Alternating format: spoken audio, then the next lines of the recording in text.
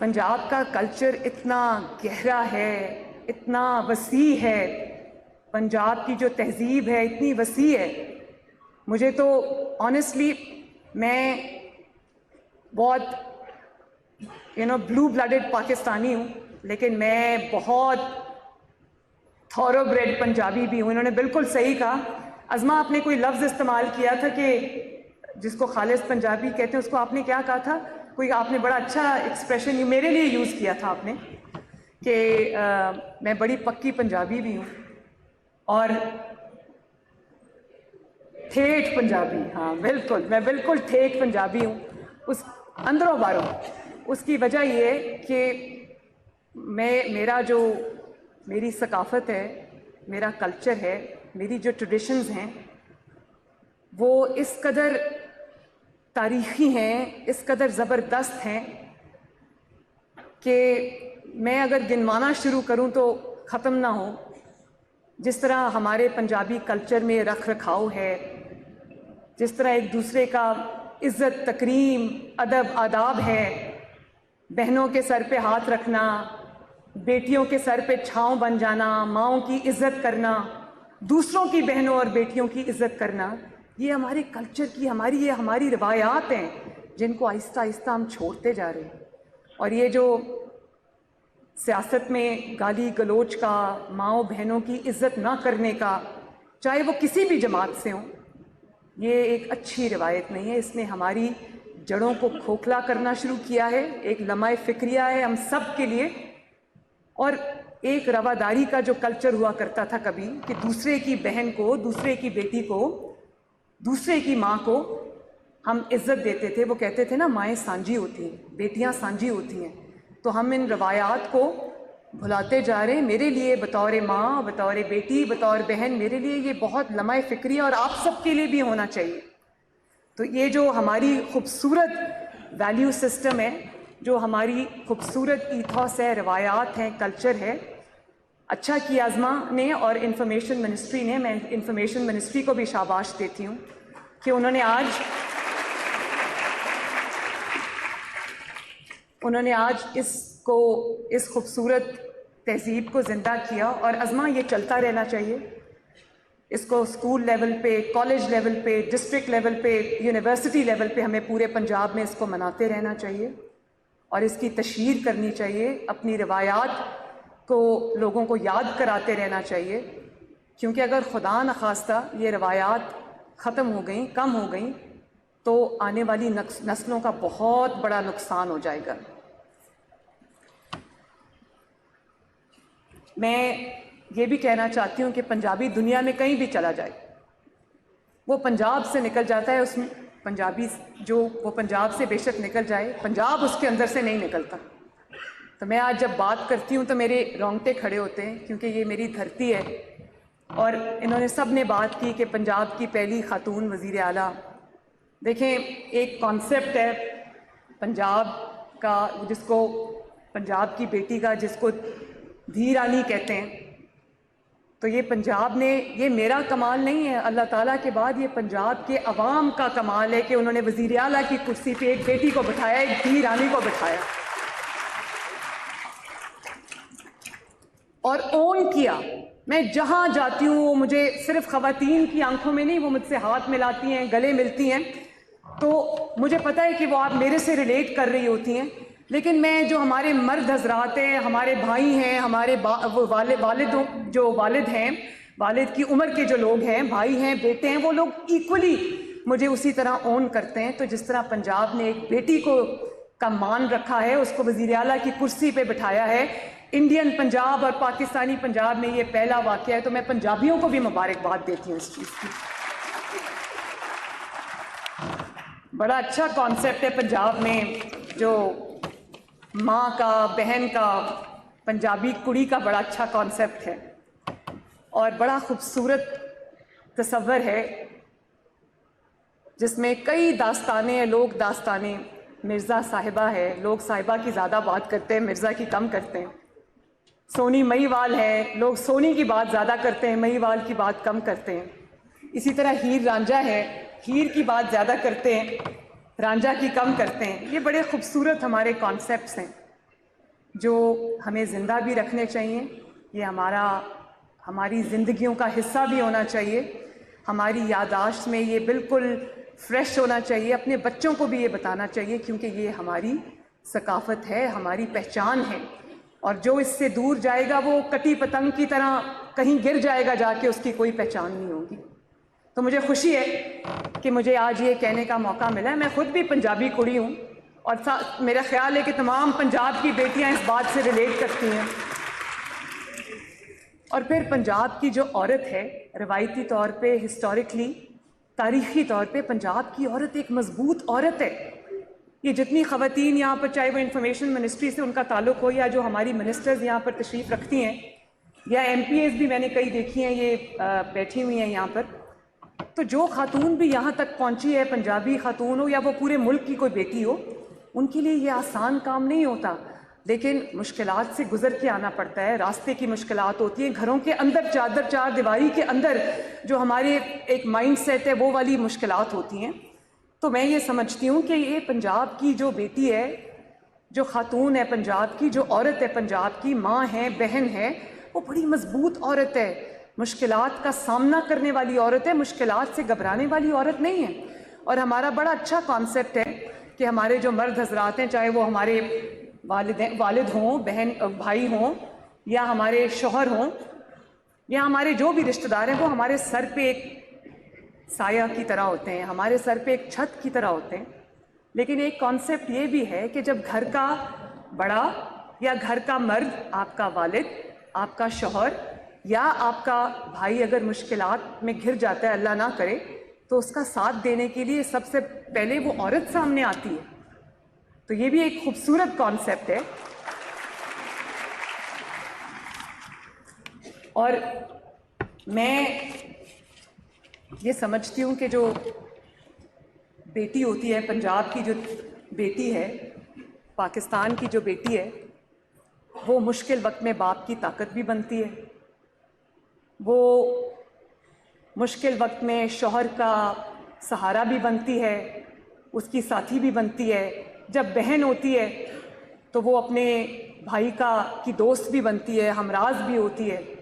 तो मेरा ख्याल है कि वो जो ख़वातीन का रोल होता है पसे पर्दा, उसको सामने आना चाहिए और ज़्यादा आना चाहिए, क्योंकि जितनी हमारी जो बहन, बेटी, माँ मजबूत होगी, उतना हमारा घराना मजबूत होगा, उतना हमारी सोसाइटी मजबूत होगी, उतना हमारा मुल्क मजबूत होगा। और फिर कितना खूबसूरत हमारी ये धरती है। अभी जो सकाफ़त हमने यहाँ देखी, शादी हो तो वो एक त्यौहार बन जाता है, सब इकट्ठे होते हैं, वो शादी एक ऐसा इवेंट बन जाता है जिसको सब मिल के, कई बरसों के बिछड़े हुए लोग शादी के मौके पर मिलते हैं और एक दूसरे से अपनी खुशियाँ बांटते हैं। और जिस तरह से हम सब अपने अपने त्यौहार मनाते हैं, लेकिन जिस तरह से पंजाबी अपने त्यौहार मनाते हैं, जिस तरह से यहाँ पर ईद मनाई जाती है, जिस तरह से यहाँ पर अपने त्यौहार मनाए जाते हैं, वो अपनी मिसाल आप है। और उस पर मुझे बहुत बहुत फ़ख्र है, बहुत फ़ख्र है। हमारी जो गलियों का, मोहल्लों का कॉन्सेप्ट है, जो पंचायतों का कॉन्सेप्ट है, जो हमारे मेलों का कॉन्सेप्ट है, जो हमारे जिसको दिन दिहाड़ कहते हैं, जो शादियों का कॉन्सेप्ट है, हमारा मिल के बैठने का जो कॉन्सेप्ट है, एक दूसरे के दुख सुख में काम आने का कॉन्सेप्ट है, ये बड़ी खूबसूरत कॉन्सेप्ट्स हैं और इनको अलाइव रहना चाहिए। फिर एक सकाफ़त को सामने लाने का एक बहुत बड़ा ज़रिया जो है, वो पंजाबी फ़िल्म भी है, जो कभी किसी ज़माने में बहुत ज़बरदस्त मीडियम हुआ करती थी। वो आज भी पुराने पंजाबी, नूर जहान साहिबा के गाने हमें आज भी याद हैं, मैडम नूर जहान के। वो जिस तरह नहर वाला पुल जो वो कहती होती थी, और जिस तरह से उनका वो कॉन्सेप्ट था, उस वक्त की जो फिल्में थीं 60s की, 70s की, वो बड़ा अच्छा एक डिपिक्शन करती थी हमारी सकाफ़त की, हमारी तहज़ीब की, हमारे पंजाबी कल्चर की। मुझे अफसोस है कि वो जिस तरह के कल्चर को अब पंजाबी फ़िल्मों ने प्रमोट करना शुरू किया, वो कल्चर हमारा कल्चर नहीं है। और इसीलिए वो पंजाबी जो फिल्म थी वो आहिस्ता आहिस्ता आहिस्ता आहिस्ता ख़त्म होती जा रही है। और ये जो हमारे इंडियन पंजाब से हमारे पुराने आए हुए हैं, इनके इंडियन पंजाब की जो फिल्म्स हैं, इन्होंने बहुत ज़बरदस्त मूवीज़ बनानी शुरू की हैं जो पंजाब के कल्चर को प्रमोट करती हैं। वो कोई महलात में और कोई बड़ी बड़ी बिल्डिंग्स में, वो गाँव में मूवीज़ बनती हैं, गाँव में फिल्म्स बनती हैं जो गाँव के कल्चर को प्रमोट करती हैं, महल्ले के कल्चर को प्रमोट करती हैं, पिंड के कल्चर को प्रमोट करती हैं। तो मैं अपनी फिल्म इंडस्ट्री से भी, पंजाबी फिल्म इंडस्ट्री से ख़ुसूसी तौर पर ये कहना चाहती हूँ कि ये एक नया एरा आना चाहिए पंजाबी फिल्मों का। उसके लिए आपको जो भी ज़रूरत है, जो भी पंजाबी फिल्म मेकर्स को जिस चीज़ की भी कमी है, आप मेरे पास आएँ, मैं आपको दावत दूंगी, आप आएँ, ताकि फिल्म की जो असल शक्ल है, जो पंजाबी कल्चर की असल शक्ल है, जो पंजाबी फिल्म की असल स्पिरिट है, हम उसको मिलके बहाल करें। मैं हाजिर हूँ आपके लिए, ज़रूर आप मेरे पास आएँ। और इस तरह पंजाबी शायरी मैंने अभी बताया मेरे दिल के बहुत करीब है। और जब मैं मुश्किलात के दौर से गुज़र रही थी तो मुझे बहुत बहुत बड़े हमारे पंजाबी शायर हैं, जिसमें बुल्ले शाह हैं, वारिस शाह हैं, उनका कॉन्सेप्ट है धी पंजाब दी, मैं उसके साथ बड़ा रिलेट करती हूँ। बाबा फरीद हैं, मियाँ मोहम्मद बख्श हैं, खड़ी शरीफ से उनका ताल्लुक़ है, लेकिन पंजाबी शायरी में उनका कोई सानी नहीं है। सुल्तान बाहू हैं, शाकिर शुजा आबादी हैं। साउथ पंजाब का कल्चर भी बहुत रिच कल्चर है, मेरे दिल के बहुत करीब है। अनवर मसूद साहब हैं, हयात हैं, अल्लाह ताला उनको सलामत रखे, बड़ी खूबसूरत पंजाबी शायरी है उनकी।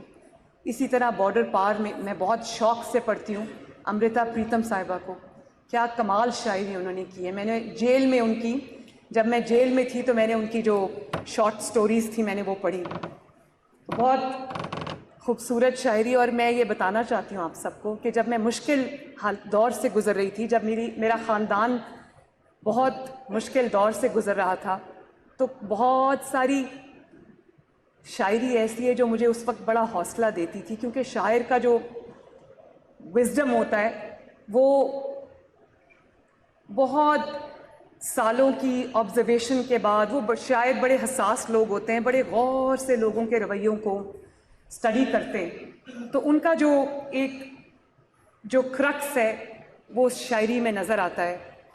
तो मेरा मियाँ मोहम्मद बख्श, क्योंकि मेरे दादा बहुत शौक़ से वो कलाम सुनते थे, तो मैं छोटी थी तब से हर जुमे को, हर फ्राइडे को जुमे की नमाज के बाद वो मुझे बुलाते थे और साथ बैठा के मियाँ मोहम्मद बख्श साहब का कलाम सुनते थे। उस वक्त तो मुझे समझ नहीं आता था, लेकिन जब मैं उन चीज़ों से, उन रास्तों से गुज़री तो मुझे ये अंदाज़ा हुआ कि एक एक लफ्ज़ में कितनी हिकमत और कितनी सच्चाई है। जैसे मेरी बहुत मुखालफत हुई, आज तक होती है, अच्छे काम को भी बुरा बना दिया जाता है, झूठे इल्ज़ामात का भी मैंने सामना किया, कैरेक्टर असैसिनेशन का, मैंने ज़ाती हमलों का मैंने हाईएस्ट लेवल से अपने मुखालिफिन से सामना किया। लेकिन वही मैंने आपको कहा, पंजाब की बेटी हूँ तो मैंने आंखों में आंखें डाल के देखा, जवाब दिया उसका पूरा, और घबराई नहीं। इसीलिए मैं अपने मुखालिफिन का शुक्रिया अदा करती हूँ कि आज उन्होंने पंजाब की एक बेटी को, पाकिस्तान की एक बेटी को इतना मजबूत बना दिया है कि अल्लाह ताला के फजल से अब मुश्किल नहीं लगती। तो मैं ये कहना चाहती हूँ कि जिस चीज़ ने मुझे उस वक्त में ताकत दी, उसमें से बहुत बड़ा किरदार एक मियाँ मोहम्मद बख्श की शायरी का भी है। और मुखालिफिन ने नीचा दिखाने की कोशिश की, मिटाने की कोशिश की, ज़बान से भी कहा कि ये ख़त्म हो गए, मिट गए, तो मुझे कभी याद आता था, अब वो याद आता है शेर ज़्यादा, मियाँ मोहम्मद बख्श का, बेड़ियाँ गुडियाँ आपे उड़ियाँ और करी चढ़न पटाइयाँ, बेड़ियाँ गुडियाँ आपे उड़ियाँ करी चढ़न पटाइयाँ, गुडियाँ चंगियाँ आदियाँ जड़ियाँ सनियाँ आप उड़ाइयाँ।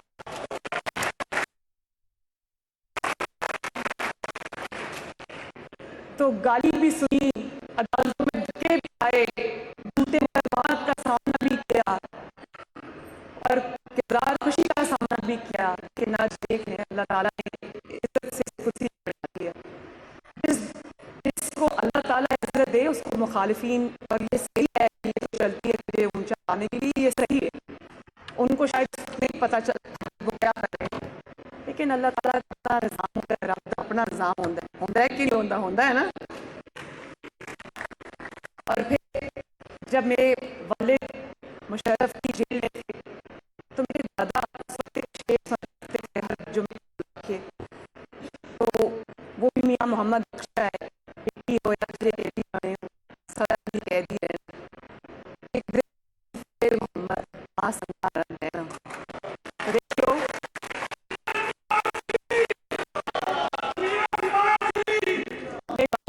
अल्लाह ने उनको इज्जत दी है, और जो मुखालिफिन है वो देखते होंगे उनको। तो इसी तरह पर्सनल मेरी बात है कि वादा 2018 में जब जेल में थी तो गुजर गई, मेरे दिल से उनकी याद नहीं जाती, और मैं कभी उनको